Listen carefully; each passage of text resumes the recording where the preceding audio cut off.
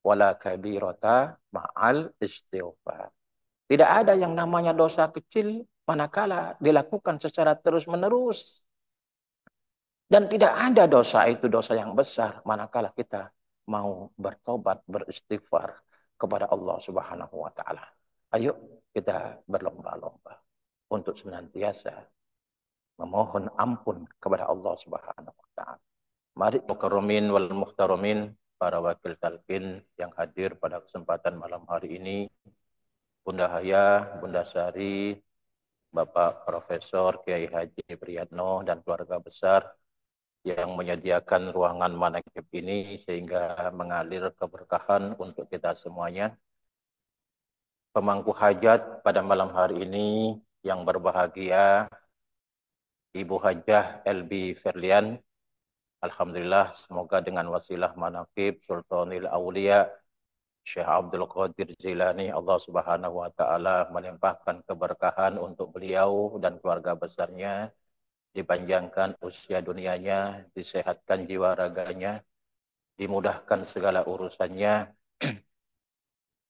dikabulkan hajat-hajatnya, dan dibahagiakan kehidupan dunia dan akhiratnya. Amin. Allahumma amin. Juga untuk kita semuanya, ikhwan wal akhwat rahimakumullah. Alhamdulillah kita sudah memasuki pertengahan bulan suci Ramadan. Tentu saja selama 15 hari kita melaksanakan ibadah Ramadan, termasuk puasa dan juga amaliyah-amaliyah ibadah di dalamnya. Seharusnya sudah ada indikasi peningkatan, baik peningkatan amaliyah ibadah dhahiriyah maupun peningkatan ibadah dan amaliyah batiniyah. Rasulullah Shallallahu Alaihi Wasallam bersabda, "Afdalu aswamu aktsaruhum dzikrullahi azza wa jalla fi saumihim." Sebaik-baik orang yang berpuasa adalah mereka yang memperbanyak zikir kepada Allah azza wa jalla di dalam puasanya. Ikhwan wal akhwat rahimakumullah, secara umum mungkin tidak sedikit dari kalangan orang Islam yang melakukan ibadah puasa orientasinya kepada ibadah yang bersifat dohiriyah atau lahiriah. Yang ada di dalam benaknya hanya santapan-santapan jasmani. Yang dipikirkan di dalam benaknya adalah makanan saja, sehingga ibadahnya hanya terbatas pada mencegah diri dari perbuatan makan dan minum belaka. Maka yang dibicarakan, yang dinantikan, yang disiapkan adalah menu makanannya, bukan yang lainnya.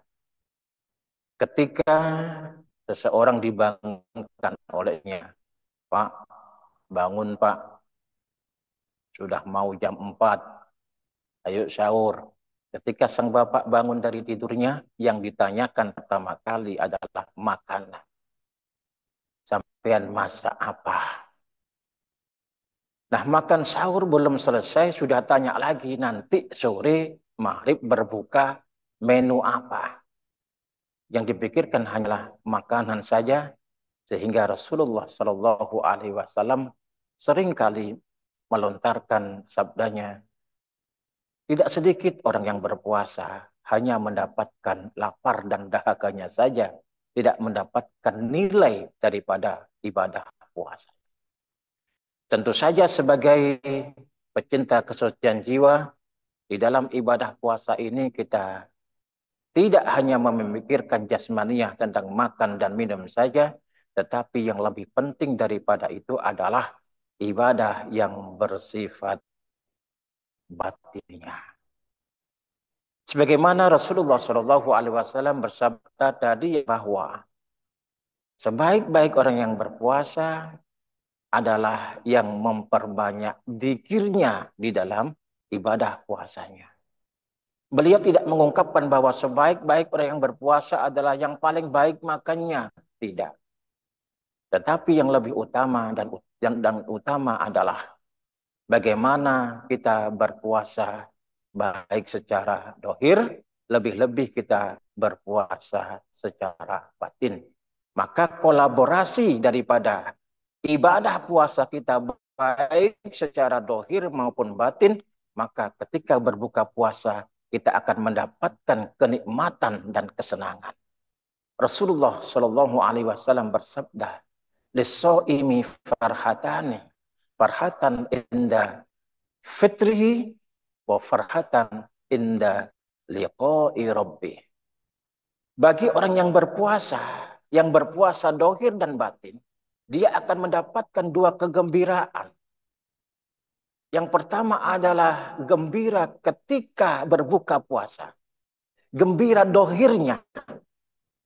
Dia mendapatkan nikmat dari Allah Subhanahu wa taala yang tersaji gitu rupa tanpa kita menabur benih ikan di laut, tanpa kita menanam sayuran di atas gunung, tetapi semuanya berproses dan disediakan oleh Allah Subhanahu wa taala, tahu-tahu ada di hadapan kita di meja makan kita. Itu adalah rezeki yang disiapkan Allah Subhanahu wa taala kepada hambanya. Kalau kita renungkan adanya rezeki di hadapan kita untuk kita santap secara jasmani, itu tidak sesederhana yang kita lihat. Allah Subhanahu wa taala menggerakkan banyak tangan sehingga ikan yang ada di lautan bisa bertemu dengan sayuran yang asalnya dari pegunungan, bertemu jadi satu di hadapan kita. Air dari lautan bertemu dengan sayuran yang ada di pegunungan di meja kita, itu tidak sederhana yang kita lihat, tetapi banyak proses yang terjadi. Allah menggerakkan para nelayan untuk menangkap ikan. Untuk menangkap ikan itu membutuhkan kapal. Kapal itu dibuat oleh banyak orang. Ketika di tengah lautan dibutuhkan jaring yang besar, jaring yang luas. Tidak sedikit orang yang membuat jaring itu. Kemudian diangkutnya oleh anak buah kapal di dalam kapal. Dibawa ke pasar ikan. Dipindah ke keranjang, dipindah ke box. Melibatkan banyak orang. Kemudian diangkut lagi dengan kendaraan pickup, truk, dan lain sebagainya. Ke pasar-pasar kota. Lalu kemudian proses kita. Makanan itu hadir di hadapan kita. Di meja makan kita. Walaupun toh demikian Allah Subhanahu wa taala tidak menuntut banyak. Menggerakkan begitu banyak tangan-tangan sehingga menjadi rezeki di hadapan meja kita.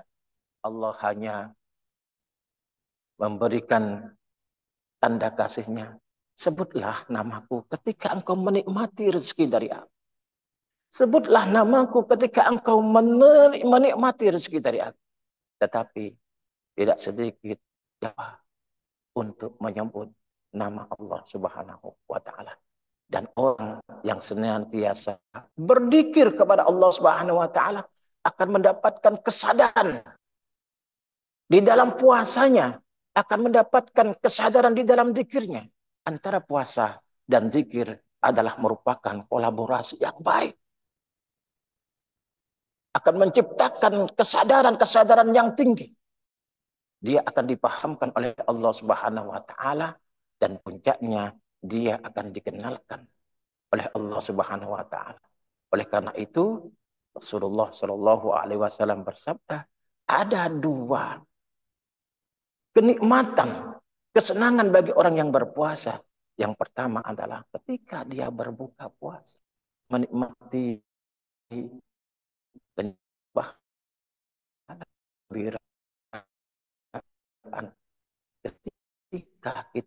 ketika mereka berjumpa tentunya yang antara dan batin. Oleh karena itu ikhwan wal akhwat rahimakumullah, separuh perjalanan ibadah puasa ini, ayo dohirnya kita baikkan, batinnya juga kita baikkan. Yang lebih utama lagi adalah batinnya. Mari kita kerjakan puasa ini dengan memperbanyak zikrullah, zikir kepada Allah Subhanahu wa taala, karena itulah puasa yang terbaik menurut Rasulullah Shallallahu Alaihi Wasallam. Ikhwan wal akhwat rahimakumullah. Di dalam hari yang hari 15 yang telah kita lewati ini, Rasulullah Shallallahu Alaihi Wasallam menyampaikan bahwa pertengahan ibadah puasa adalah tahap maghfirah, ampunan dari Allah Subhanahu wa taala. Ikhwan wal akhwat rahimakumullah. Saya tidak bisa membayangkan bagaimana jika Allah ini memiliki sifat pendendam. Saya tidak bisa membayangkan bagaimana jika Allah tidak mengampuni hambanya. Kalau Allah bersifat pendendam, kalau Allah tidak mengampuni dosa hambanya, maka hancurlah kita. Katanya orang Madura itu, hancur pesena telur. Katanya orang Jawa itu nyenyek tun. Kalau kita tidak diampuni oleh Allah Subhanahu wa taala. Oleh karena itu Rasulullah Shallallahu alaihi wasallam bersabda, "Raghuma anfu 'abdin dakhala alaihi Ramadan falam yaghfirullah." Sungguh celaka seorang hamba. Dia menemui Ramadan tetapi dia tidak mendapatkan ampunan dari Allah Subhanahu wa taala. Subhanallah. Yang kita dapati sesungguhnya Allah Maha Pengampun, bahkan Allah memperkenalkan dirinya dengan Al-Ghafur, yang Maha Mengampun. Allah Subhanahu wa taala Maha Mengampun pada hambanya manusia yang senantiasa berbuat salah, senantiasa berbuat dosa. Kita ini sebagai manusia tidak akan bisa melepaskan diri dari perbuatan dosa dan salah. Oleh karena itu tidak ada manusia yang tidak memiliki dosa. Tidak ada manusia yang tidak memiliki salah.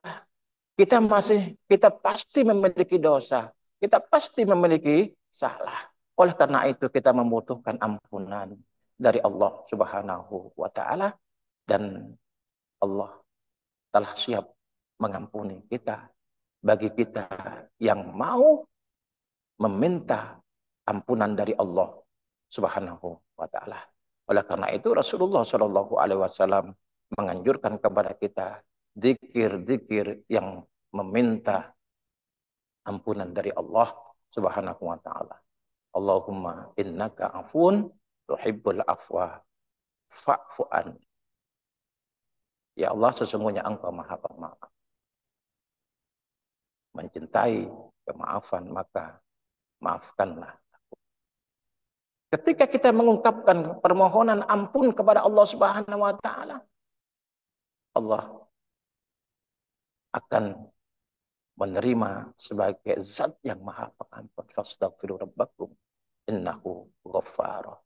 Maka mintalah ampun kepada Tuhanmu. Innahu ghaffar. Sesungguhnya Allah telah siap mengampuni dosa.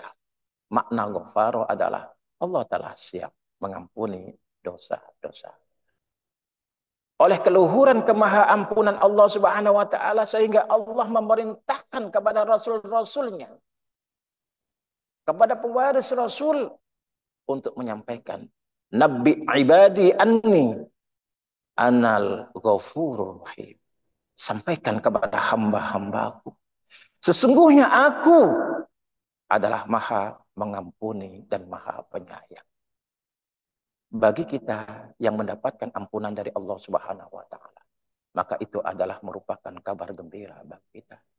Tetapi manakala kita tidak diampuni oleh Allah Subhanahu wa taala, ayat lanjutannya menyatakan, wa anna adabi huwal adabil adi. Sesungguhnya adabku adalah adab yang dahsyat. Ikhwan wa akhwat rahimakumullah. Maka marilah di dalam bulan suci Ramadan ini kita berlomba-lomba untuk menggapai ampunan dari Allah Subhanahu wa taala. Rasulullah Shallallahu alaihi wasallam yang maksum, yang terhindar dari dosa dan salah, menyatakan beliau tidak luput sehari semalam beristighfar kepada Allah tidak kurang dari 70 sampai 100 kali. Rasulullah yang maksum beristighfar kepada Allah. Sedangkan kita yang tidak maksum, kita ini menuntut maklum, bukan maksum, maklum. Kesalahan-kesalahan kita minta dimaklumi. Dosa-dosa kita minta dimaklumi. Kita yang maklum ini seharusnya lebih membutuhkan ampunan dari Allah Subhanahu wa taala. Ikhwan wal akhwat rahimakumullah. Di dalam zaman yang penuh fitnah ini, di dalam kehidupan kita sehari-hari, sepertinya kita banyak dihadapkan oleh persoalan-persoalan kehidupan yang cenderung berpeluang untuk kita melakukan perbuatan dosa, cenderung berpeluang untuk kita melakukan perbuatan salah. Oleh karena itu, jangan lepas untuk senantiasa mohon ampunan kepada Allah Subhanahu wa taala. Wajarlah kita memiliki dosa karena kita ini adalah orang yang pelupa, yang senantiasa salah, tetapi di dalam perbuatan dosa jangan menumpuk walaupun itu dosa-dosa kecil. La sagirata ma'al asghar wala kabirata ma'al istighfar. Tidak ada yang namanya dosa kecil manakala dilakukan secara terus-menerus. Dan tidak ada dosa itu dosa yang besar manakala kita mau bertobat, beristighfar kepada Allah Subhanahu wa taala. Ayo kita berlomba-lomba untuk senantiasa memohon ampun kepada Allah Subhanahu wa taala. Mari kita berlomba-lomba menggapai maafnya Allah Subhanahu wa taala. Sehingga dosa-dosa kita, kesalahan-kesalahan kita ditutup dan diangkat, dihapus oleh Allah Subhanahu wa taala. Ikhwan wal akhwat rahimakumullah. Para ulama membedakan antara istighfar dan afwan afun ya. Kalau istighfar itu memiliki makna menutupi dosa-dosa kita, ditutupi oleh Allah Subhanahu wa taala sehingga masih ada jejak dosa kita, lalu kemudian ditutupi oleh Allah Subhanahu wa taala. Kemudian afun itu bukan ditutupi tetapi dihapus oleh Allah Subhanahu wa taala sehingga tidak ada jejak dosa kesalahan kita, dihapus oleh Allah Subhanahu wa taala. Allah Maha Pengampun. Allah telah siap untuk mengampuni dosa-dosa kita. Sebanyak apapun dosa yang kita perbuat, asalkan kita mau bertobat kepada Allah Subhanahu wa taala, maka Allah senantiasa mengampuni dosa-dosa kita dan jangan berhenti kita beristighfar kepada Allah Subhanahu wa taala. Guru agung kita Angasa Amaus radhiyallahu anhu wa qaddasallahu sirrah di dalam ajaran thariqah Qadiriyah Naksabandiyah telah memberikan bimbingan kepada kita. Sebelum kita berzikir thariqah, zikir harian, senantiasa kita awali dengan istighfar. Astaghfirullahal ghafurur rahim. Kemudian zikir thariqah Naksabandi. Kita awali juga dengan istighfar. Dilanjutkan dengan baca sholawat, lalu zikir thariqah yang telah ditanamkan oleh Syekh Mursid. Mudah-mudahan dengan ikhtiar kita menggapai ampunan dari Allah Subhanahu wa taala. Allah mengampuni dosa kita, menghapuskan kesalahan-kesalahan kita sehingga kita kembali kepada fitrah kesucian. Ya, bagaimana yang menjadi orientasi dan tujuan kita bahwa kita ini adalah pejalan atau pecinta kesucian. Maka mudah-mudahan melalui Ramadan ini kita kembali kepada kesucian. Dan nantinya kembali kepada Allah dalam keadaan suci menuju kepada Yang Maha. Semoga Allah berkahi semuanya, segalanya selamanya, kurang lebihnya mohon maaf yang sebesar-besarnya. Wallahul muwaffiq ila aqwamit thariq. Wassalamualaikum warahmatullahi wabarakatuh.